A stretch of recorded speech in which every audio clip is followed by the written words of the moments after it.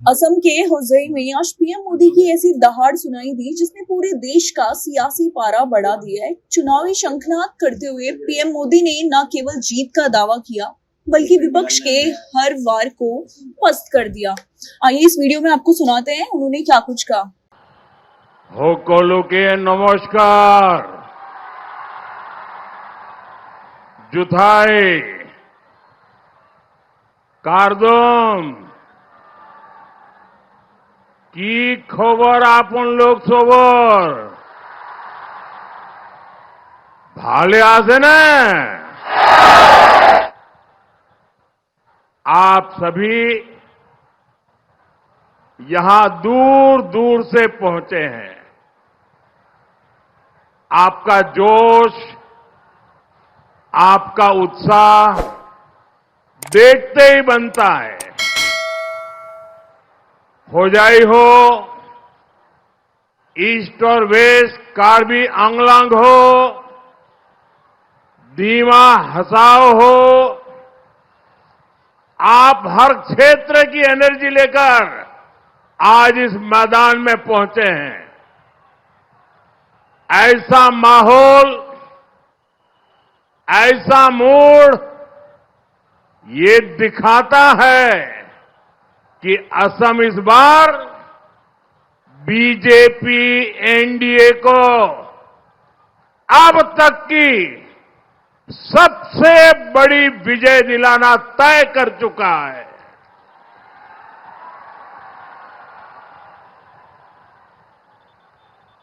आपके मन में भी वही भाव है जो पूरे असम के मन में है। और वो भाव क्या है? आपको एक बार आपको एक बार आपको एक बार आपको एक बार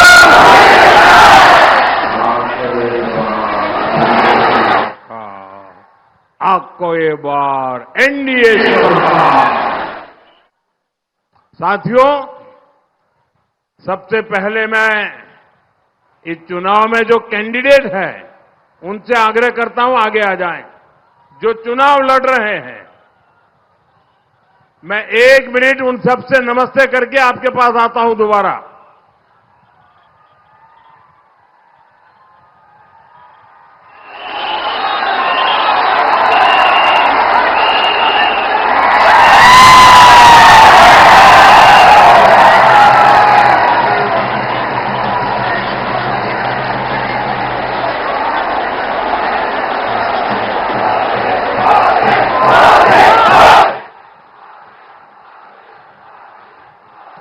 भारत माता की, भारत माता की।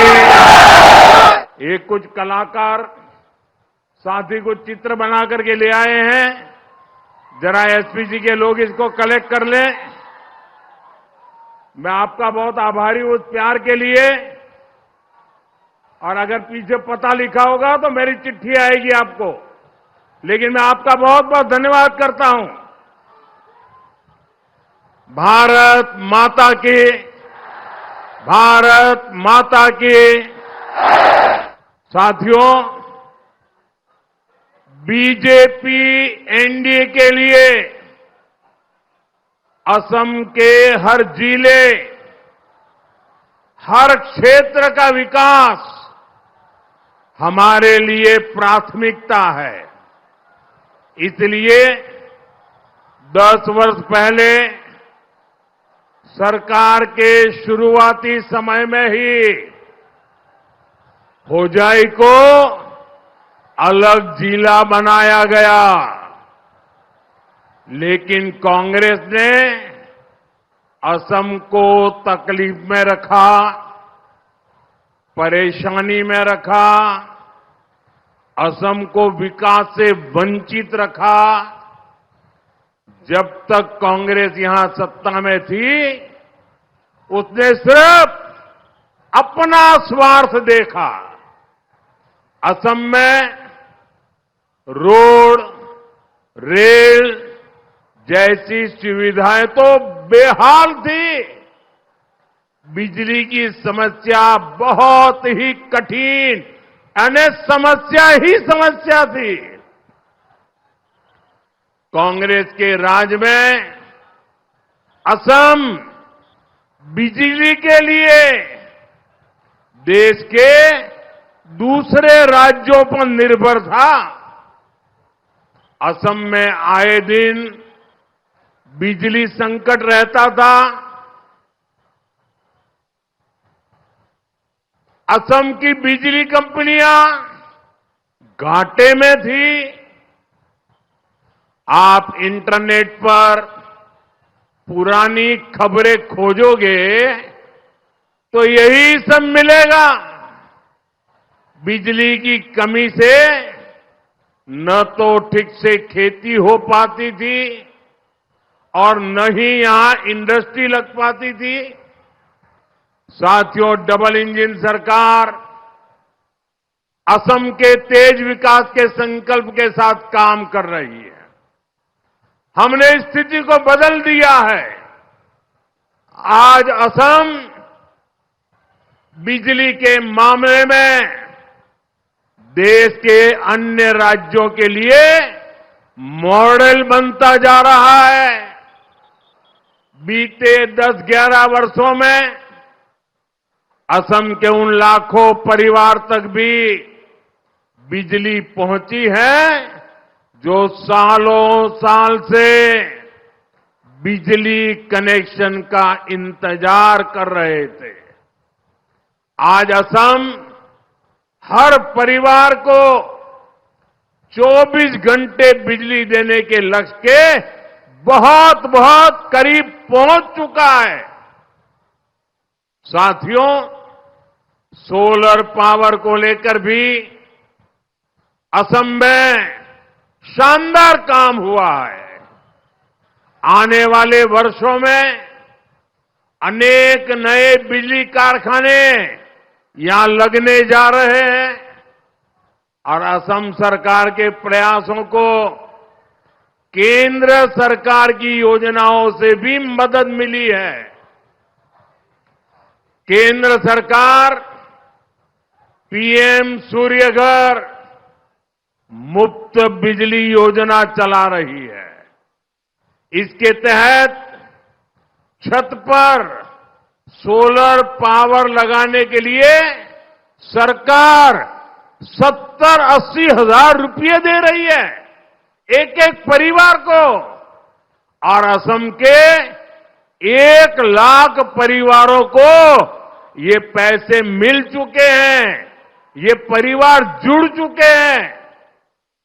अब इन परिवारों को उनका जो बिजली का बिल है ना, वो 0 हो रहा है, 0 बिजली बिल। इसका लाभ आगे आपको भी मिलेगा। साथियों, बीते वर्षों में असम ने बिजली उत्पादन में भी बहुत ही प्रशंसनीय काम किया है। कुछ दिन पहले ही मुझे दीमा हसाओ और पश्चिम कार्बी आंगलोंग जिलों में स्थित लोअर कौपिली जल विद्युत परियोजना का लोकार्पण करने का अवसर मिला था। इससे हर साल 45 करोड़ यूनिट अधिक बिजली असम को मिलेगी। साथियों, जिस क्षेत्र में बिजली होती है, जिस राज्य में बिजली होती है, वहां उद्योग बढ़ने लगते हैं, नया निवेश आने लगता है। इसलिए आज असम में नए नए कारखाने आ रहे हैं और जब ये सब विकास होता है तो उसका सबसे बड़ा लाभ ये मेरे नौजवानों को मिलता है, रोजगार मिलता है। अपने ही गांव में, अपने ही इलाके में रोजगार मिल जाता है। पड़ोस में ही मोरी गांव जिले में आप देखिए, सेमीकंडक्टर की बहुत बड़ी फैक्ट्री पर काम चल रहा है। यहां बनने वाली चिप से इस पूरे क्षेत्र में इलेक्ट्रॉनिक से लेकर इलेक्ट्रिक व्हीकल तक अनेक नए कारखानों के लिए रास्ता खुलेगा। और जब यहां उद्योग आ रहे हैं तो जैसा मैंने कहा, इसका सीधा मतलब यहां असम के युवाओं के लिए रोजगार के नए अवसर भी बन रहे हैं।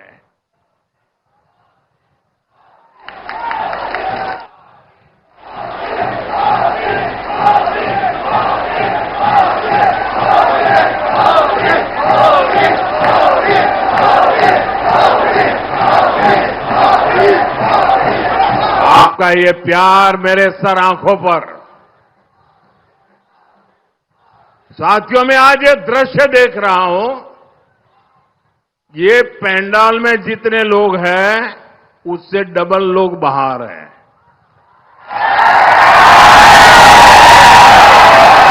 आपने इस्तेमाल कर दिया है और पता नहीं चल रहा है कि भाई ज्यादा है कि बहनें ज्यादा है। मुझे लगता है आपके बीच में बड़ा कंपटीशन चल रहा है। बड़ा गजब किया है जी आपने। साथियों, एक तरफ बीजेपी एनडीए की डबल इंजन सरकार असम के हर परिवार का जीवन बेहतर बनाने में जुटी है, वहीं दूसरी तरफ कांग्रेस सिर्फ 2 परिवारों का फ्यूचर बनाने में ही जुटी है। 2 परिवारों का भाग्य, यही उनका काम है।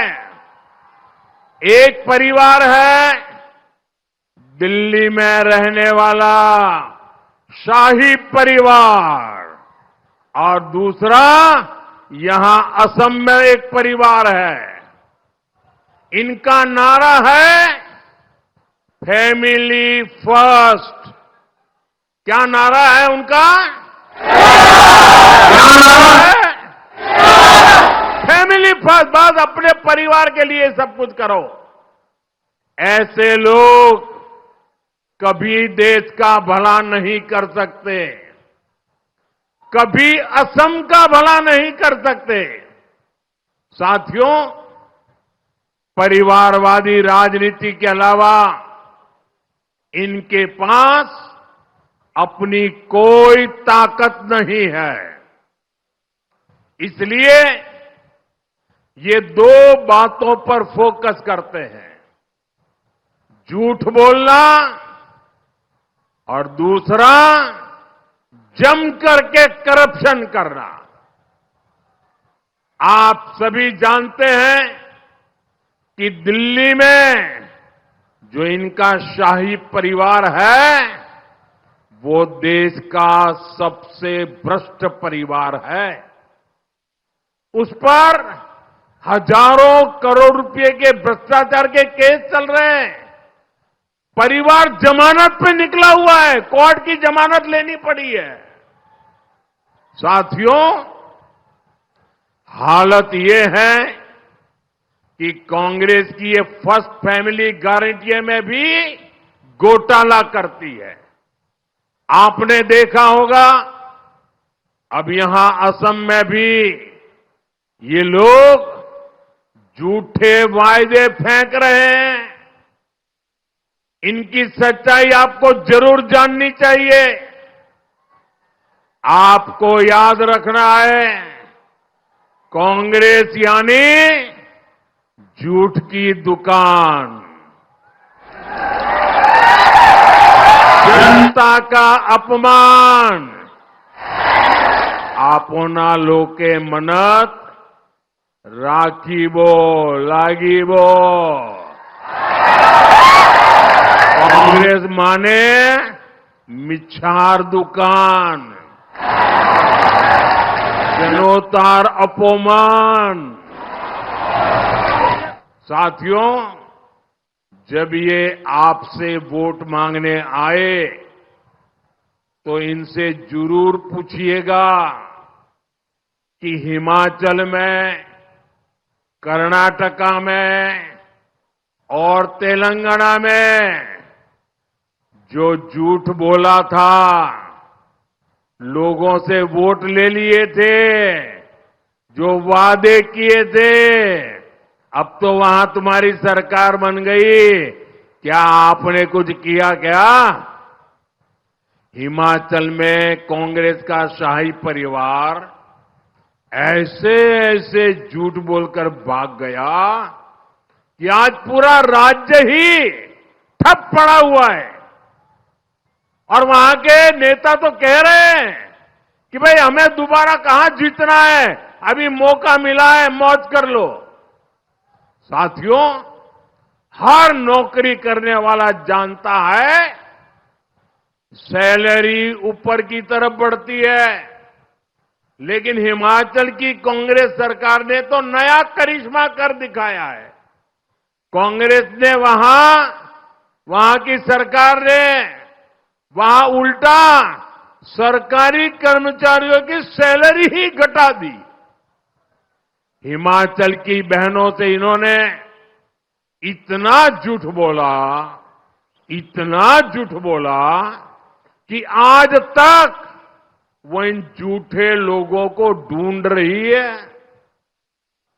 देश में इतने बड़े संकट के बावजूद पेट्रोल डीजल की कीमतें नहीं बढ़ने दी गई है।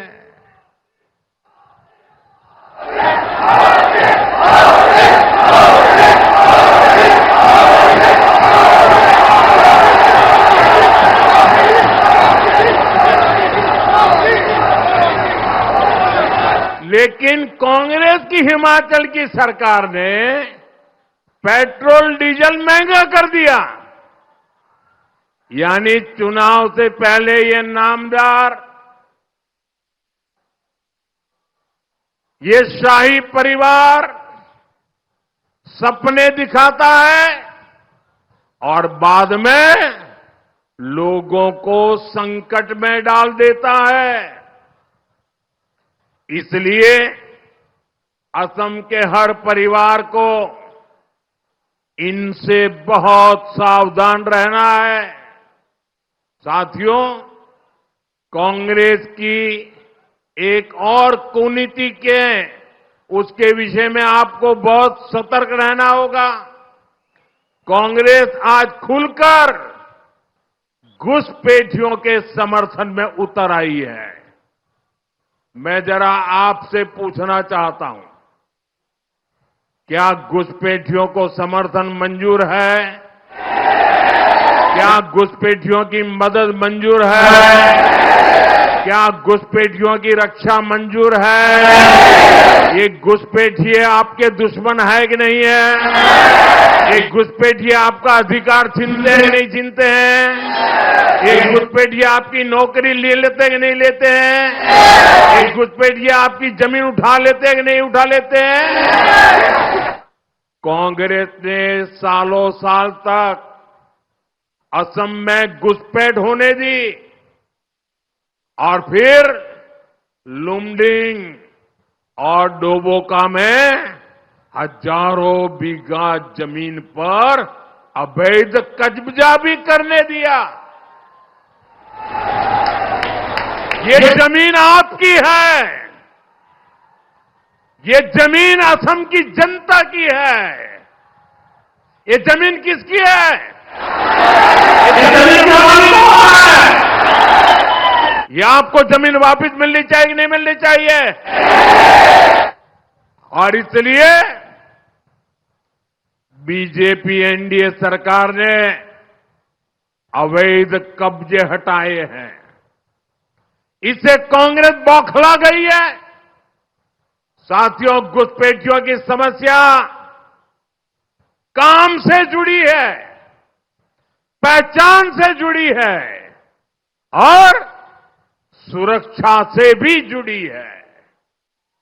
आप देख रहे हैं वनांचल और नदियांचल में क्या स्थिति हो गई है। बीजेपी एनडीए सरकार आबादी के इस असंतुलन से असम को बचाने में जुटी है। बीजेपी एनडीए को दिया आपका हर वोट घुसपैठियों को दूर रखेगा, असम की पहचान को बनाए रखेगा। आप मुझे बताइए, एक घुसपैठियों को कौन हटाएगा? ये घुसपैठियों को कौन हटाएगा? ये घुसपैठियों को कौन हटाएगा? ये घुसपैठियों को कौन हटाएगा? मोदी नहीं, आपका एक वोट हटाएगा, आपका एक वोट हटाएगा। आपके वोट की ताकत है जो एक एक घुसपैठियों को बाहर निकालेगा।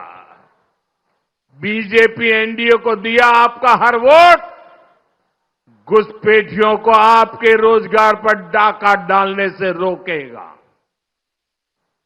और बेटे, वो आपका चित्र ले लेंगे जरा। एसपीजी के लोग, ये बच्ची बेचारी कब से हाथ ऊपर करके खड़ी है, ये चित्र ले लीजिए। थैंक यू बेटा, आप दोनों बहुत बढ़िया चित्र बना के लाए हो, बहुत बहुत धन्यवाद। अब आराम से हाथ नीचे करके थकान कम कीजिए अपनी, बैठिए आराम से आप लोग। थैंक यू बेटा। और साथियों, बीजेपी एनडीए को दिए आपके हर वोट की एक और ताकत है। बीजेपी को दिया आपका हर वोट यहां आस्था और संस्कृति से जुड़े स्थानों को भव्य बनाएगा। बीजेपी का दिया आपोना लुकोर प्रतीतो भोटे अहोमोर आस्था आरु हांस्कृतिये लगो जोरित स्थान होमोहोक आतोक दुनिया कोरी तुलिबो।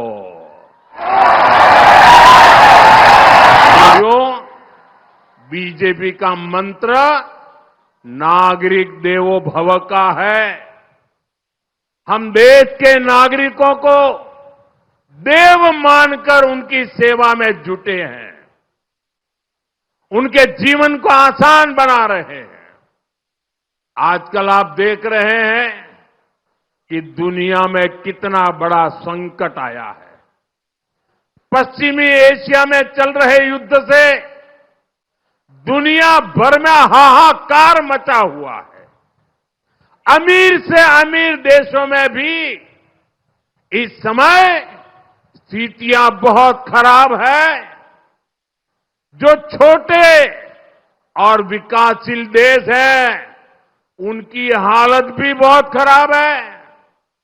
लेकिन साथियों, संकट के इस समय में भी बीजेपी सरकार देशवासियों के हित में लगातार काम कर रही है। बीजेपी एनडीए सरकार ने ये सुनिश्चित किया है कि वैश्विक संकट का बोझ गरीब पर, मिडिल क्लास पर, हमारे किसानों पर न पड़े। यही पहले भी हमारी प्राथमिकता रही है और आज भी है। साथियों, कोरोना के समय में भी जब हर तरफ हाहाकार मचा था, तब भी हमने देश के करोड़ों परिवारों को मुफ्त राशन देने की योजना बनाई थी। आज भी यहां असम के लाखों परिवारों को इसका फायदा मिल रहा है। किसी भी जरूरतमंद परिवार को राशन के लिए पैसा न देना पड़े, इसके लिए करीब 7 लाख करोड़ रुपए केंद्र की बीजेपी एनडीए सरकार मुफ्त अनाज देने के लिए खर्च कर रही है। साथियों, कोरोना के उसी समय में दुनिया में खाद, फर्टिलाइजर बहुत महंगी हो गई थी, लेकिन भारत ने अपने किसानों को कभी परेशानी नहीं आने दी। यूरिया की जो बोरी विदेश से 3,000 रुपये में आती थी, वो हमने अपने किसानों को 300 रुपये से भी कम में दी है। आप आंकड़ा बोलेंगे? मैं आपको पूछता हूं, आप आंकड़ा बोलेंगे? आप लोग बोलेंगे? पक्का बोलेंगे? देखिए, विदेशों में फर्टिलाइजर की एक बोरी 3,000 रुपये में बिकती थी। कितने में? जरा जोर से बोलिए, कितने में? कितने में? भारत में किसानों को मिलती थी 300 रुपये में। कितने में? कितने में? किसानों का फायदा हुआ कि नहीं हुआ? और इसके लिए भी लाखों करोड़ रुपए केंद्र सरकार ने खर्च किए हैं। साथियों, हो जाए शीतला माता की धरती है।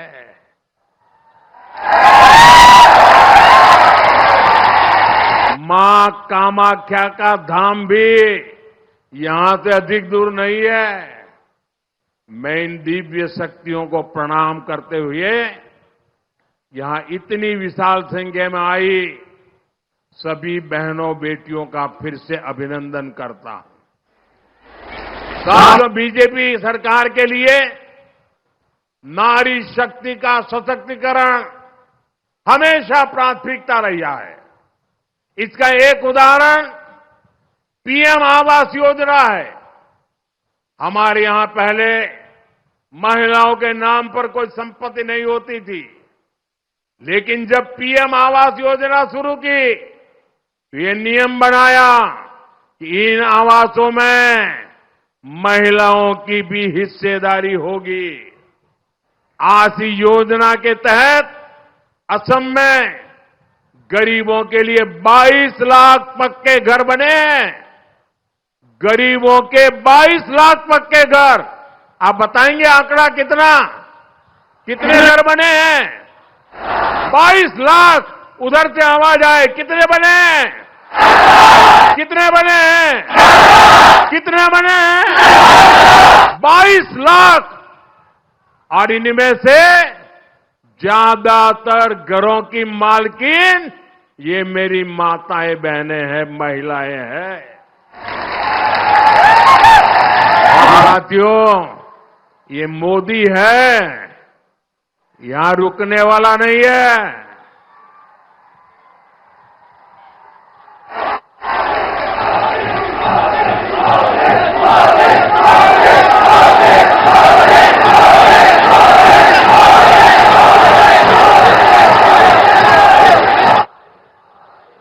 ये मोदी है, यहां रुकने वाला नहीं है। अब बीजेपी आने वाले सालों में असम में नए 15 लाख और पक्के घर गरीबों को देने जा रही है।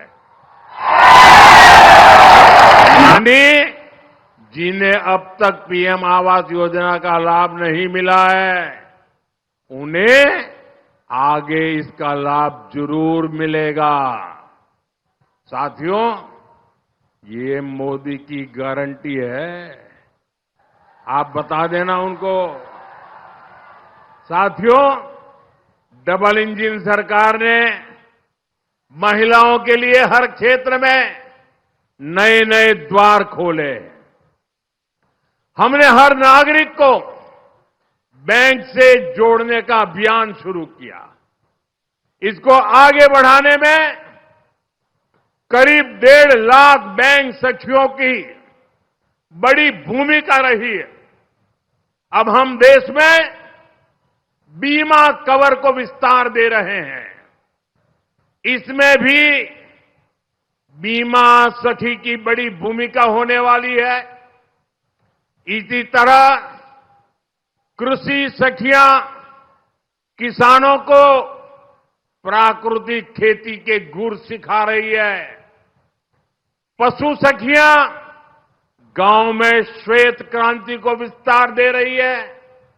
नमो ड्रोन दीदिया खेती में ड्रोन क्रांति का नेतृत्व कर रही है। हमने असम की लाखों बहनों को लखपति दीदी बनाया है। यहां अरुणोदय योजना से बहनों को सम्मान दिया है। आप यहां बीजेपी सरकार की हैट्रिक लगाइए। आने वाले सालों में ऐसे सब बड़े बड़े कामों को हम और विस्तार देने वाले हैं। साथियों, 21वीं सदी के सपनों को पूरा करने के लिए विधानसभा और संसद दोनों जगह ज्यादा से ज्यादा महिलाओं का पहुंचना जरूरी है। इसलिए महिलाओं को 33% आरक्षण देने का कानून बनाया गया है। 40 साल से मामला लटका हुआ था, 40 साल बाद ये संभव हुआ है। अब ये भी आवश्यक है कि महिलाओं को ये हक 2029 के लोकसभा चुनाव में ही मिलना शुरू हो। 3 साल के बाद लोकसभा का चुनाव आएगा। हम चाहते हैं 33% सांसद के रूप में मेरी महिलाएं दिल्ली पहुंचे। बोलो, होना चाहिए कि नहीं होना चाहिए? महिलाओं को हक मिलना चाहिए कि नहीं मिलना चाहिए? 2029 के चुनाव में मिलना चाहिए कि नहीं मिलना चाहिए? और इसके लिए कुछ कानूनी अड़चने हैं, उसको दूर करनी पड़ेगी। और इस काम के लिए मेरी देश की महिलाओं को अधिकार देने के लिए 16 अप्रैल से संसद का स्पेशल सेशन बुलाया गया है।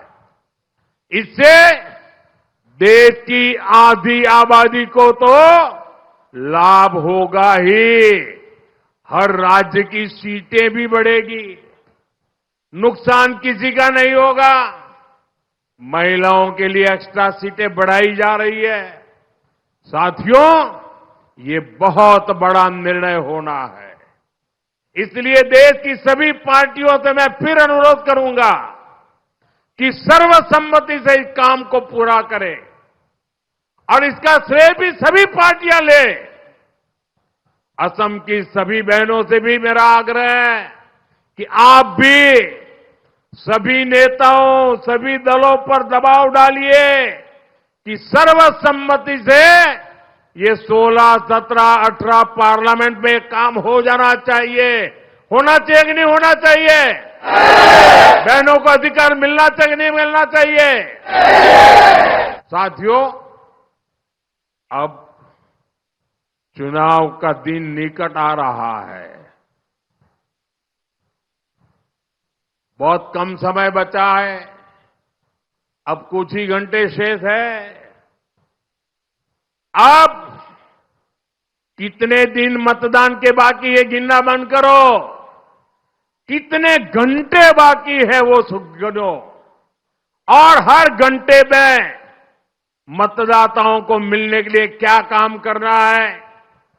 अंतिम घंटों में आप सभी को परिश्रम की पराकाष्ठा करनी है। असम के हर परिवार को मिलना है। मिलेंगे? एक एक मतदाता को मिलेंगे? जोर से बताइए, मिलेंगे? पूरी ताकत से बताइए, मिलेंगे? हर पोलिंग बूथ में जाएंगे? हर पोलिंग बूथ जीतेंगे? या इस बार वोटिंग का रिकॉर्ड तोड़ेंगे? जैसे आज सभा में रिकॉर्ड तोड़ा है, वैसा ही मतदान में रिकॉर्ड तोड़ेंगे? विजय में रिकॉर्ड तोड़ोगे? और अच्छा, आप घर घर जाएंगे तो मेरा एक काम करेंगे आप लोग? जरा हाथ ऊपर करके बताइए, मेरा एक काम करेंगे? सबके सब बताइए, मेरा एक काम करेंगे? वादा करते हैं ना, करेंगे ना? मैं आप पर भरोसा करूं?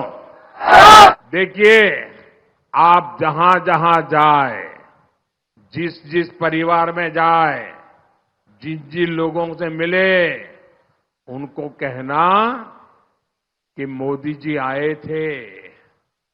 कहेंगे? कहेंगे? और मोदी जी ने रंगाली बिहू की शुभकामनाएं भेजी है।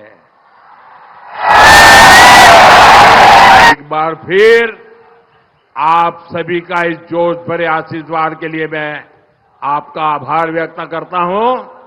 मेरे इन सभी साथियों को विजयी बनाइए, बनाएंगे। बोलिए भारत माता की, भारत माता की, भारत माता की। वंदे वंदे वंदे वंदे वंदे वंदे वंदे वंदे वंदे वंदे। जरा एसपीजी के लोग, ये बच्ची छोटी गमोछा लेके आई है, 2 बेटियां बढ़िया बढ़िया चित्र बना के ले आई है। बेटे, आप सबका बहुत बहुत धन्यवाद। आप इतनी मेहनत करते हैं, मैं आपका बहुत आभारी हूं। और आपके माता पिता को भी कहूंगा कि इतना बढ़िया चित्र बनाने वाली बेटियों को अच्छे मौके दीजिए। बहुत बहुत धन्यवाद सबका। मोदी की सुनामी के बीच क्या विपक्ष टिक पाएगा? आपको क्या लगता है? हमें कमेंट सेक्शन में जरूर बताएं। इन तमाम जानकारियों के लिए बने रहिए हमारे साथ, देखते रहिए भारत एक्सप्रेस।